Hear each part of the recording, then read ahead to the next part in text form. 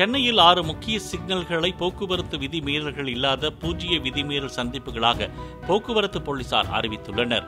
Spencer signal, Kamarajar சாலை, பெசன்ட் சாலை சந்திப்பு, நந்தனம் சிக்னல், அசோக் நகர் லட்சுமண் ஸ்ருதி சிக்னல் உள்ளிட்ட பகுதிகள் இவ்வாறு விதிமீறல்களுக்கு இடம் தராத சிக்னல்களாக தேர்வு செய்யப்பட்டுள்ளன. விதிமீறலில் ஈடுபடுவோரை அடையாளம் கண்டு அபராதம் விதிக்க நடவடிக்கை எடுக்கப்பட்டுள்ளது.